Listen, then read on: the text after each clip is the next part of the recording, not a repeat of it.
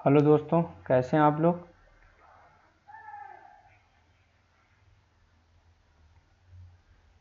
कैसे हैं आप लोग।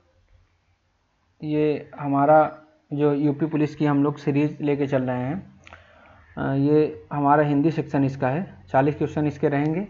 जैसे आपका मॉडल पेपर आता है यूपी पुलिस में, उसके अकॉर्डिंग ये पेपर रहेगा।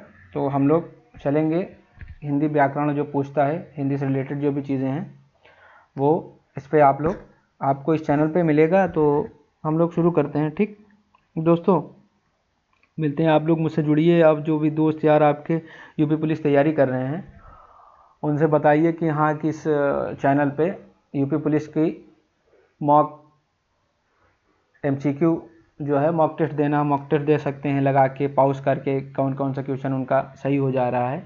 तो चलते हैं हम लोग। ठीक, पहले क्वेश्चन पर अपने आते हैं। हिंदी वर्णमाला के अंतर्गत शा, सा, सा और हा को किस प्रकार का व्यंजन माना जाता है। चलिए, इसका आंसर क्या है इसका आंसर क्या है। ठीक, इसका आंसर हमारा क्या है, बताइए। अंतस्थ व्यंजन, ऊष्म व्यंजन, संयुक्त व्यंजन, स्पर्श व्यंजन, क्या है।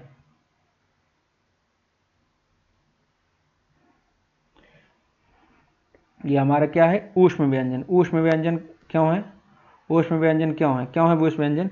क्योंकि हिंदी व्याकरण वर्णमाला में सूक्ष्म नियमों के अनुसार शा, शा, सा और हा वर्णों को ऊष्म व्यंजन कहा जाता है। इसका कारण यह है कि इनके उच्चारण के समय सांस वायु मुख के अवयवों में घर्षण करते समय जिससे एक प्रकार की ऊष्मागर्मी उत्पन्न होती है। ठीक, जिसे ऊष्म व्यंजन कहते हैं। क्वेश्चन नंबर 42 या दूसरा क्या क्या क्या कह रहा है, निम्नलिखित में कौन सा शब्द पूर्णतः तत्सम है। आग, अग्नि, हाथ, कान।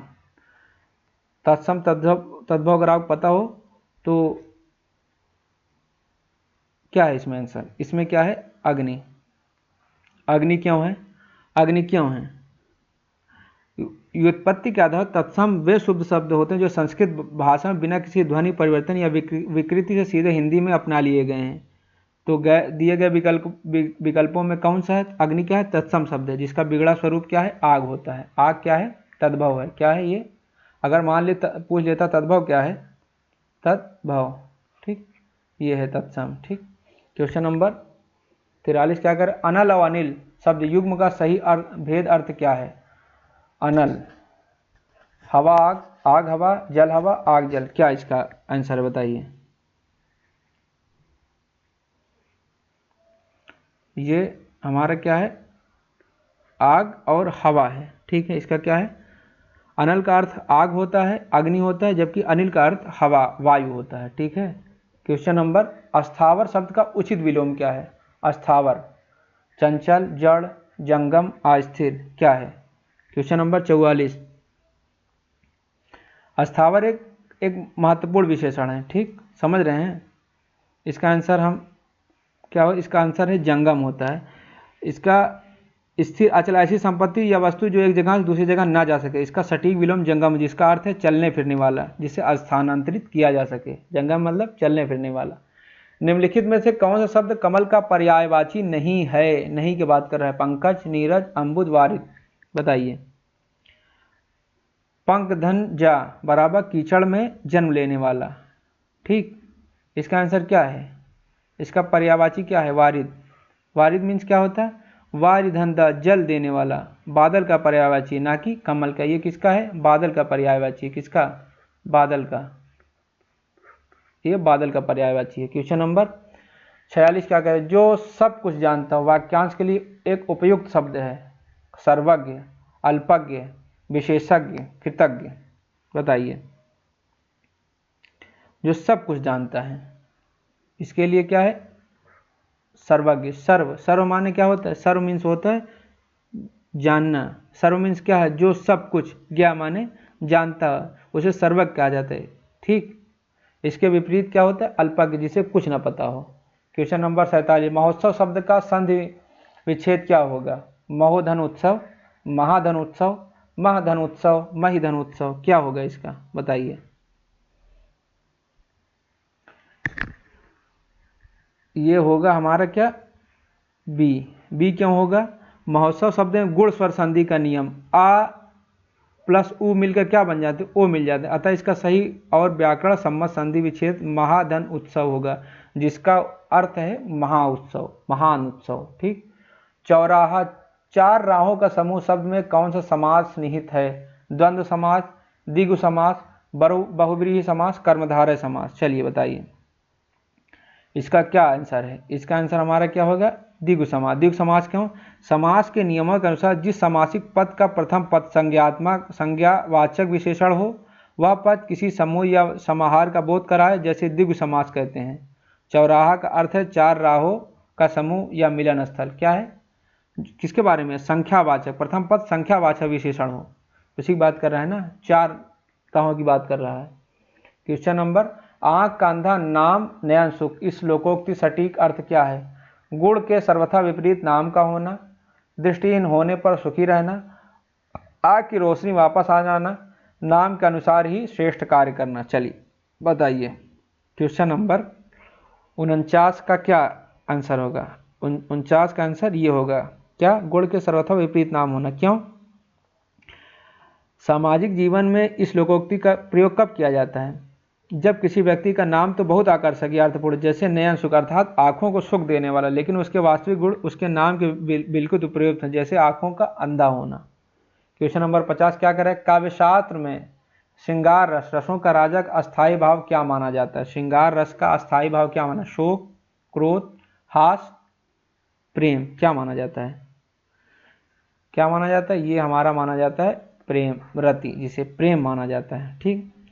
जिसे रसों का राज, रसराज कहा जाता है। अस्थायी व्रति प्रेम होता है। शोक, करुण रस और हास रस का अस्थायी भाव माना जाता है। ठीक। कनक कनक ते तव गुनी मादकता अधिकाय, इस पंक्ति में कौन सा अलंकार प्रयुक्त हुआ? उपमा अलंकार, यमक अलंकार, श्लेष अलंकार, अनुप्रास अलंकार। बताइए इसका आंसर क्या होगा? इसका आंसर क्या होगा? यमक अलंकार। क्या होगा? यमक अलंकार। महाकवि बिहारी की एक अत्यंत प्रसिद्ध पंक्ति है, जहाँ किसी काव्य में एक ही शब्द की आवृत्ति एक से अधिक बार हो, परंतु प्रसंग के अनुसार हर बार उसका अर्थ भिन्न हो, वहाँ यमक अलंकार होता है। ठीक। यहाँ कनक का अर्थ धतूरा नशीला पदार्थ और दूसरे कनक का अर्थ सोना स्वर्ण है। ठीक है, क्या है? यमक अलंकार है। ठीक। क्वेश्चन नंबर 52 क्या करें? निम्नलिखित में से व्याकरणिक दृष्टि से अशुद्ध वाक्य कौन सा है? मुझे बाजार जाना है, राम ने रावण का वध किया, मेरे को आज ही घर जाना है, वह एक अत्यंत बुद्धिमान छात्र है। अशुद्ध वाक्य की बात कर रहे हैं, मेरे को आज घर ही जाना है, कौन सा है? ये है साफ साफ, अगर आप पढ़ रहे होंगे तो इसका अशुद्ध वाक्य यही है। ठीक है। ये अक्सर तक कहाँ प्रयोग होता है? ये सर्वनाम मुंबईया क्षेत्रीय बोली का प्रभाव है। व्याकरण रूप से ये पूर्णतः अशुद्ध है। इसका शुद्ध क्या? मुझे आज ही घर जाना होगा। ठीक। क्वेश्चन नंबर 53 कवि शब्द का शुद्ध स्त्रीलिंग रूप क्या हो गया? कवियत्री, कवयित्री, कवित्री या कवित्री। बताइए इसमें से ABCD में कौन सा? ये हमारा क्या होगा आंसर? कवयित्री। ठीक। अन्य सभी रूप क्या हैं? अशुद्ध हैं। 54 क्या कहते हैं? राम पुस्तक पढ़ता, इस वाक्य में कौन सा वाच्य है? कर्तृवाच्य, कर्मवाच्य, भाववाच्य, इनमें से कोई नहीं। ठीक। क्वेश्चन नंबर 54 का आंसर क्या होगा? ए, कर्तृवाच्य क्यों है? वाक्य का वह रूप है जिसमें यह पता चले क्रिया का मुख्य विषय कर्ता है, कर्म है या भाव है। जिसका वाक्य में कर्ता की प्रधानता होती, वह क्रिया का लिंग वचन कर्ता के अनुसार होता है, वह कर्तृवाच्य, एक्टिव वॉइस कहलाता है। यहाँ राम के अनुसार पढ़ता है का प्रयोग हुआ है। ठीक है, पढ़ता है, इसका मतलब ये क्या हुआ? कर्तृवाच्य हुआ।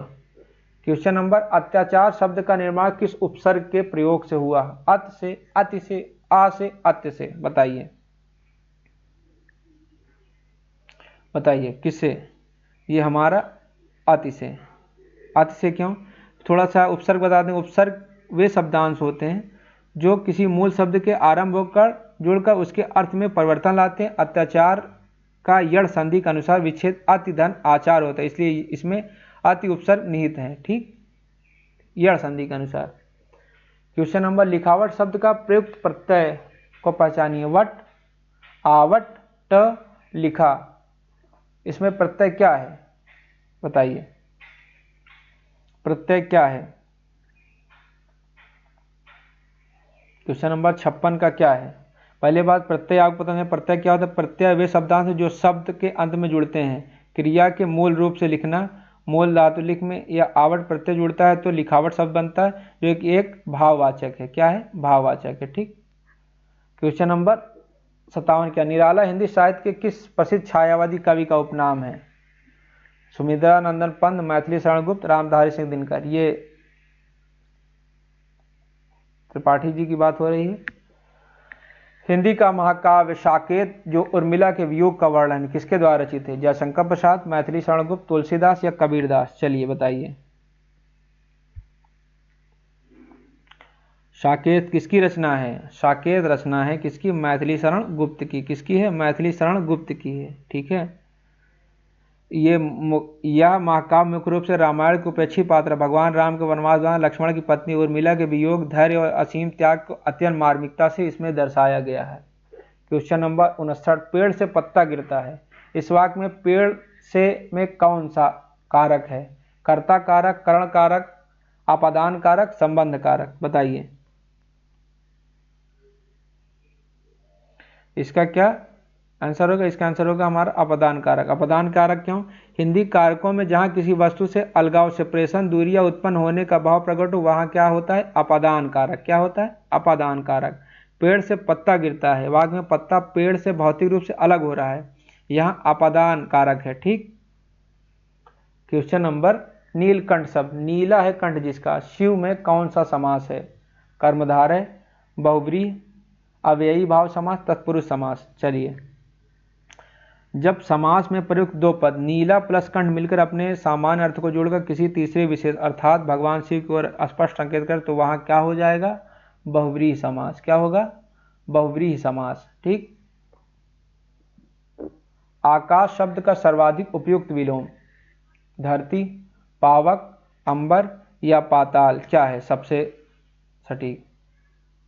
लोग कहते हैं बोलने चालने में आकाश पाताल एक कर देंगे। ठीक। ठीक। बाकी अंबर, धरती, पावक सब उसके क्या हैं, वो हैं पर्यायवाची हैं। यथार्थ जो वास्तव में है का सही विलोम शब्द क्या होगा, आदर्श, अनुचित, कृत्रिम या उचित। क्या है, क्या है ये, इसका आंसर हमारा होगा क्या, आदर्श। यथार्थ शब्द का अर्थ है जो वास्तव में सत्य यथार्थ है, जबकि इसके विपरीत विलोम शब्द आदर्श होता है जिसका अर्थ है जैसे सिद्धांता होना चाहिए। ठीक, जैसा होना चाहिए आदर्श की बात, लेकिन एक्चुअल क्या है, हमारी कंडीशन क्या है, उसकी बात इसे ये कर रहा है। क्वेश्चन नंबर 63 क्या, जिसके हृदय में ममता का अभाव उस व्यक्ति के लिए एक शब्द है, निर्मम, कठोर, निर्दयी, निडर। क्या है उसके लिए,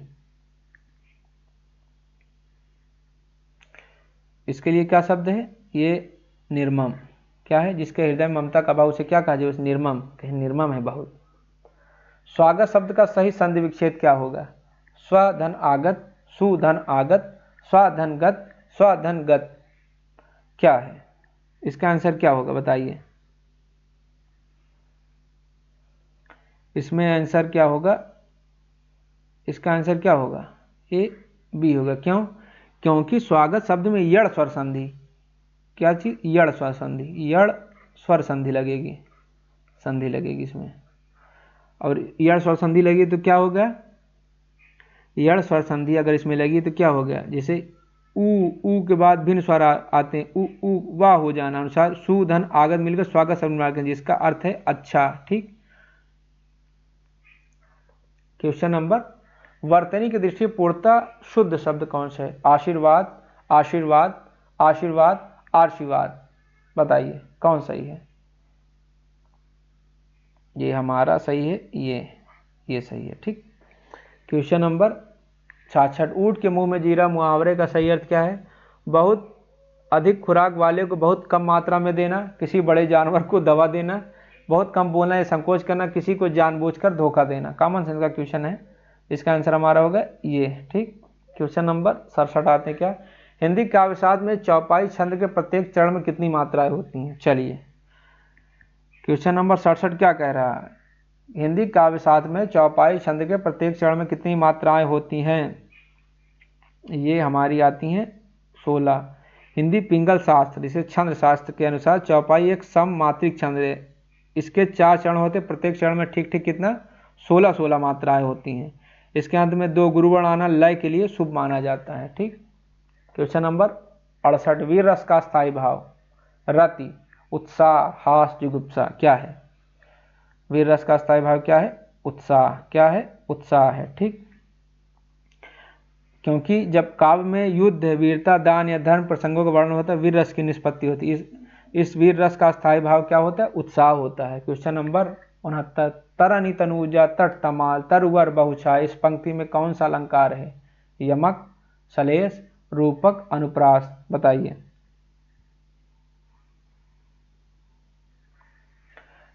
इसे अब बता दें, जैसे कि इसका आंसर क्या होगा? इसका आंसर हमारा क्या 69 का होगा? डी, अनुप्रास अलंकार। अनुप्रास अलंकार क्यों? जब किसी काव्य पंक्ति में एक ही व्यंजन का वर्णन आवृत्ति बार बार हो, चाहे उसमें स्वर का कोई भी हो, वह अनुप्रास अलंकार होता है। यहाँ तावड़, तरन, तनुजा, तट, तमाल, तरवर की आवृत्ति कितनी बार हुई है? 5 बार, जो काव्य में संगीतात्मकता का उत्पन्न हो रही है। ठीक। क्वेश्चन नंबर 70, निम्नलिखित में कौन सी रचना मुंशी प्रेमचंद द्वारा लिखित नहीं है? कह रहा है लिखित नहीं है। क्या है? लिखित नहीं है। ठीक। इसका ख्याल, गबन, कमायनी, गोदान, कर्मभूमि। कमायनी, कमायनी नहीं, कमायनी जयशंकर प्रसाद की रचना। किसकी? जयशंकर प्रसाद की है, जयशंकर प्रसाद की। बाकी तीनों है किनकी? उनकी है, क्या नाम है इनकी, मुंशी प्रेमचंद की। सदाचार, सद्धनाचार शब्द में कौन सी संधि प्रयुक्त हुई है? चलिए बताइए। क्वेश्चन नंबर 71 कह रहा है सदाचार शब्द में कौन सी संधि वो हुई है? बताइए। स्वर संधि, व्यंजन संधि, विसर्ग संधि, इनमें से कोई नहीं। बताइए। ये है, क्या है? व्यंजन संधि। अब व्यंजन संधि के बारे में बताया, व्यंजन संधि होती क्या है? इसका संधि विच्छेद सद धनाचार होता है। ता एक व्यंजन है जो बाद स्वर आ आने पर वर्ग का प्रथम वर्ण ता अपने ही वर्ग के तीसरे वर्ण दाम परिवर्तित हो जाता है। यह व्यंजन संधि का प्रमुख नियम है। क्या है? क्या कह रहा है? ता एक व्यंजन है। ता क्या है? क्या है? ता क्या है? व्यंजन है। ठीक। व्यंजन है। ठीक। फिर क्या है? ता एक व्यंजन है, बाद स्वर, स्वर आ जाए। स्वर आ रहा है क्या? आ। स्वर मतलब आ जा रहा है ना, देखिए आ रहा है ना, आ रहा है। फिर उसके बाद क्या आ रहा है? वर्ग का प्रथम वर्ण क्या आ रहा है? ता। प्रथम वर्ण, प्रथम वर्ण अपने ही वर्ण के तीसरे वर्ण के साथ किसमें? दाम परिवर्तित हो गया है, इसलिए क्या हो गया? यह व्यंजन संधि। यह व्यंजन संधि का प्रमुख नियम है। क्वेश्चन नंबर 72 क्या करें? दशानन, 10 है आनंद जिसके, रावण शब्द में किस समास की प्रधानता है? द्विगु समास, कर्मधारय समास, बहुव्रीहि समास या द्वंद्व समास? चलिए बताइए इसमें क्या है?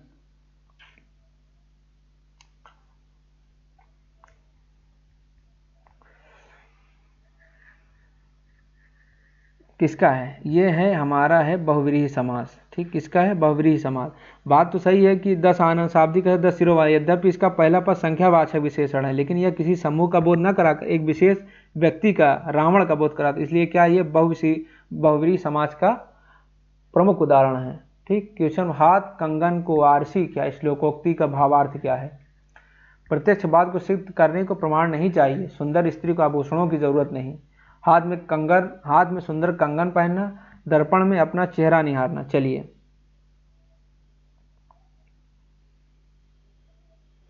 इसका आंसर है ये, क्योंकि जो बात सामने हो फिर उसके लिए प्रमाण की क्या जरूरत। ठीक। क्वेश्चन नंबर 74, लंबोदर किस प्रकार का शब्द है जो गणेश के लिए प्रयुक्त होता है? ऋण शब्द, यौगिक शब्द, योग ऋण शब्द, इनमें से कोई नहीं। चलिए बताइए क्या है? ये हमारा आएगा क्या? लंबोदर योग ऋण शब्द है। योग ऋण शब्द क्यों है?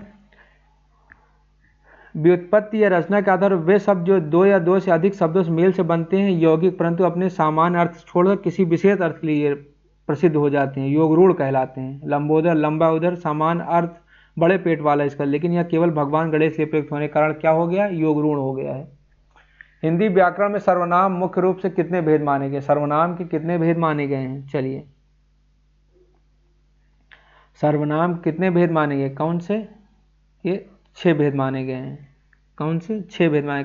कौन कौन से? पुरुषवाचक, निश्चयवाचक, अनिश्चयवाचक, प्रश्नवाचक, संबंधवाचक और निजवाचक। ठीक है, पुरुषवाचक 6 नियम माने गए हैं। ठीक, अब आते हैं 76। वह घर जा रहा है, इस वाक्य में कौन सा काल है? सामान्य वर्तमान काल, तात्कालिक अपूर्ण वर्तमान काल, संदिग्ध वर्तमान काल, पूर्व वर्तमान काल। बताइए इसमें क्या स्पष्ट होता है? इसमें क्या है? इसका आंसर क्या है? ये चीज़ अभी पूरी नहीं है, मतलब कि कह रहा है वह घर जा रहा है, मतलब इस वाक्य में यह स्पष्ट बोध होता है कार्य वर्तमान समय में हो रहा है, ये बात ठीक है, लेकिन अभी जारी पूरा नहीं हुआ, इसलिए इसे व्याकरण में क्या तात्कालिक या अपूर्ण वर्तमान काल कहा जाता है। Question number 77। अंधकार तत्सम शब्द का सही तद्भव रूप क्या होगा? अंधियारा, अंधेरा, तिमिर, यतम। क्या होगा? इसका होगा हमारा क्या? बी, अंधेरा। ठीक। हिंदी देवनागरी लिपि का विकास किस प्राचीन लिपि से हुआ है? चलिए बताइए। खरोष्टी लिपि, रोमन लिपि या गुरुमुखी लिपि या ब्राह्मी लिपि? इसका आंसर होगा हमारा क्या? ये ब्राह्मी लिपि से इसका विकास हुआ है। Question number 79। श्री राम ने बाण से रावण को मारा, इस वाक्य में बाण में कौन सा कारक है? कर्ता कारक, कर्म कारक, करण कारक, अपादान कारक। क्वेश्चन नंबर 79 क्या कह रहा है? क्वेश्चन नंबर 79 का ऑप्शन होगा सी। सी क्यों सही है ये? हिंदी व्याकरण में जिस साधन या उपकरण की सहायता से कर्ता कोई कार्य संपन्न करता है उसे करण कारक कहते हैं। यहाँ राम द्वारा रावण को मारने का साधन बाण है, इसलिए बाण को पद में करण कारक विद्यमान कहा गया है। ठीक। क्वेश्चन नंबर 80 क्या है? ओजपूर्ण देशभक्ति कविताओं के कारण राष्ट्रकवि की उपाधि से किसे सम्मानित किया गया है? हरिवंश राय बच्चन को, रामधारी सिंह दिनकर को, महादेवी वर्मा को, सुमित्रा नंदन पंत को। किसे कहा गया है? ये राष्ट्रकवि की उपाधि किन्हें? रामधारी सिंह दिनकर को दिया गया है। इन्होंने देशभक्तिपूर्ण रस प्रधान रचनाएं की, जैसे कौन? रश्मिरथी। इनकी रचना कौन कौन सी है?